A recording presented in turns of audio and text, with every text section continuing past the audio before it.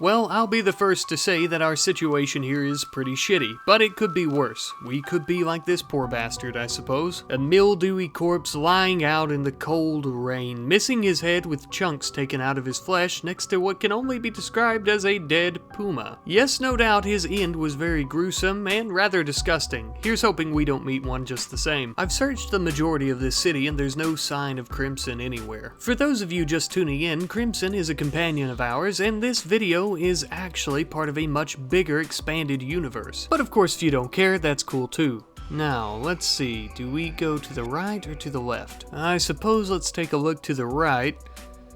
Yeah, that doesn't look too promising. Very well then, maybe let's take a gander here to the left and see if our chances are better that way. No, there appears to be a smorgasbord of those undead humanoid creatures, whatever they are.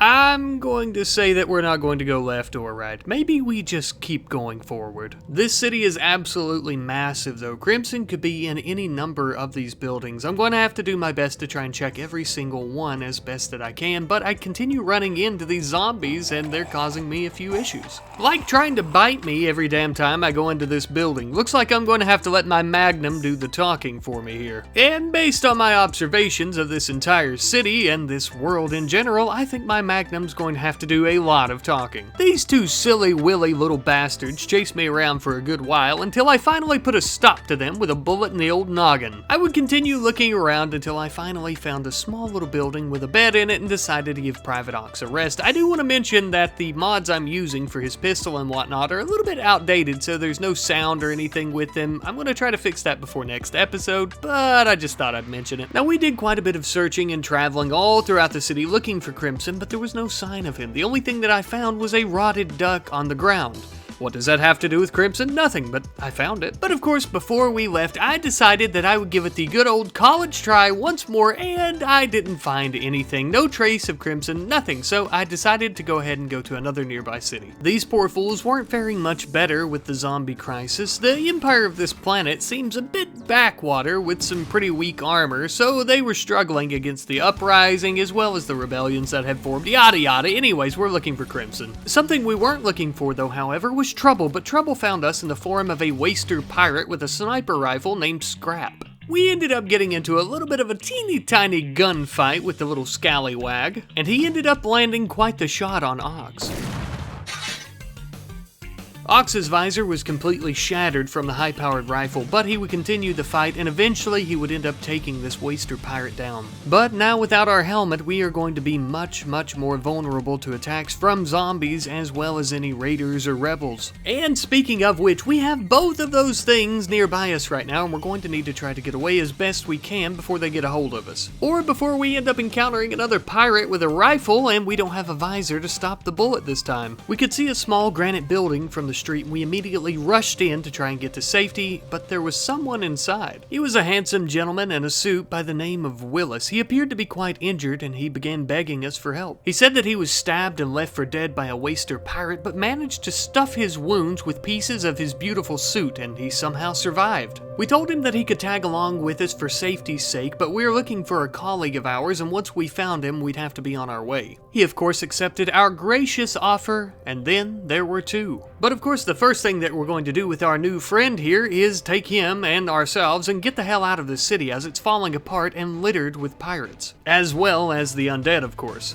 Once we were finally able to leave this horrific looking city, we would then go on to another horrific seeming city to try and continue our search for Crimson, all while battling off the undead and any pirates or anyone that we encounter. Our safest bet as we saw it was to stop by one of the imperial cities as they are the planetary government, thus this is probably going to be the safest city. Safety aside though, even if there's no zombies or pirates here, we are beginning to starve. We are extremely hungry and we don't have anything to trade such as silver or any items. Well, we don't have any items to trade that we can afford to trade for food, unfortunately, like our Magnum or armor. But of course we would have to figure out something, as if not, we were going to starve to death. I started pondering on the idea of possibly just stealing from this settlement. But But before I even had time to think about doing so, we had a massive amount of zombies crawling out of the ground and they began attacking all the townsfolk. Now, of course, the threat of this massive zombie horde coming up out of the ground was very immense, but not only was it a massive zombie horde, it was a massive zombie horde wearing Space Marine armor like Crimson's. It's quite the mystery that we'll have to get to the bottom of, but that'll be at a later time because right now our bullets are bouncing off their armor. I managed to find shelter for Ox and Willis, thankfully before any of the zombies could get to them, but unfortunately the two of them are separated. The only bright side to that though is both buildings that the two of them are hiding in managed to have some food. Willis began eating some pemmican and Ox ended up eating some chocolate. So in the end, our backup plan of stealing food from these settlers ended up having to be enacted because, well, we were starving and there was food. But now that we've got them both to safety and we've also got their bellies full and they're not starving to death, we need to figure out how to reunite them and get them together. Because, of course, preferably now that this city is extremely unsafe, we don't want to stick around here too much longer than we already have, and as we continue stealing things, they are going to become hostile towards us. And of course, since Ox is in a room full of items that's going to make our survival much easier, we are going to have to keep stealing, regardless of how much they end up hating us. Now, I'm not going to lie though, doing all this stealing, like I mentioned, did make them hostile towards us, but I didn't realize how big of a pain in the ass that was going to be. Because you see, now of course that they're hostile, they're just as bad as the damn pirates. In some cases, as we're trying to get around them and whatnot, they're not even focused on the zombies, they're just trying to kill us, even though the zombies, in my opinion, would be a much bigger threat. Speaking of which, as I sent Ox over to Willis, we had many close calls and many scares with said zombies as well. Thank God though, Private Ox is quite the nimble navigator and he dodged most of the attacks. When he did get hit, luckily he did not get infected by a zombie bite. After some time, we finally made it to Willis. We tried to begin healing him, but the Imperials were chasing us down, so we had to carry him to another building to try and get away from them as they were firing at us. And it was at this point we were able to finally begin healing Willis. The reason he needed healing is because some of the Imperials beat the shit out of him before we got there. Yeah.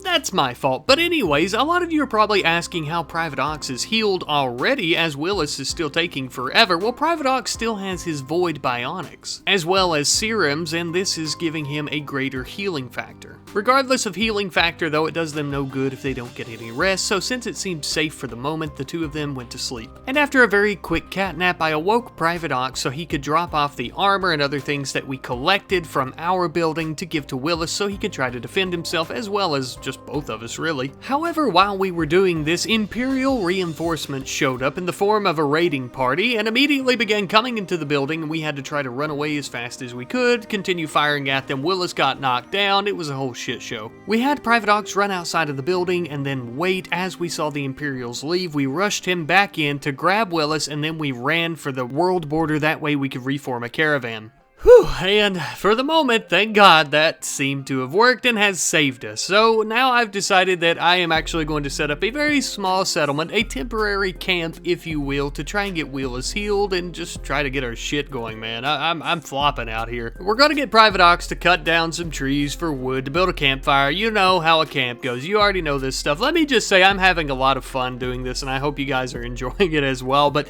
this is pretty intense. You know, we have to find Crimson, of course, but having to survive in general is quite difficult, I find, but I am loving it. And I suppose this is as good a time as any to explain to you that the difficulty settings in the Zombieland mod, I have them cranked as high as they'll go, so this is why things are extremely difficult. And this is also why I kind of feel that it's justified to use Private Ox, even though he has his bionics and serums. Now then, though, as the moon came out and the sun set, things were dark. We had a zombie creep up on us in the camp, and I actually wasn't paying attention, and Willis or Ox 1 managed to kill it, which was pretty cool. Of course though, this did freak me out a little bit though, because my lack of attention almost got us killed, or very well could have. After rewatching the footage, I realized that Ox was obviously the one to kill the zombies, since Willis doesn't have any weapons anymore and he left them back at the city, so we made him a short bow, and then we began collecting some steel from a nearby mountain so that we could actually make him a steel knife as a sidearm to protect himself, not only against zombies and enemies out out here in the wilderness, but because we are actually going back to the Imperial City. I mean, they have all kinds of amazing loot, and we still need to look for Crimson there. Even if he's not there, a lot of the items there could help us in our search. After returning though and beginning to look around, I realized that this might have been a slight mistake. Maybe we should have gotten items before coming back here, because this place is still a complete shit show, and many of the Imperials that were alive are now also zombies. We made a direct beeline for the most secure building that we could spot, but unfortunately we were being shot at as we were trying to enter. Looks like one of the Imperials has spotted us. As the big SOB came through the door, Ox was waiting just next to it with his knife and began engaging in melee combat with him. Unfortunately, this guy had some cataphract armor on, so this was going to take a while. But I had Willis run and grab a plasteel spear that was on the ground and begin helping us melee attack him and just basically put a few dents in that big ass pure white armor. And after a while of beating the absolute shit out of him, this seemed to have worked. We have finally managed to kill one singular Imperial soldier. We then quickly began going throughout the building. Unfortunately, we very quickly encountered some more zombies and we had to run back to the room that we came from. However, after doing so, I realized that we put ourselves in a corner. Those zombies that came out of that room are just in the next room, and the only other way out is to go outside, where it appears there are a lot more zombies and or Imperial soldiers waiting on us. Using my mouse, I could see that the zombies were all surrounding the exit, and it looks like they're beginning to bang on the steel walls, deteriorating them. We're gonna need to find a way out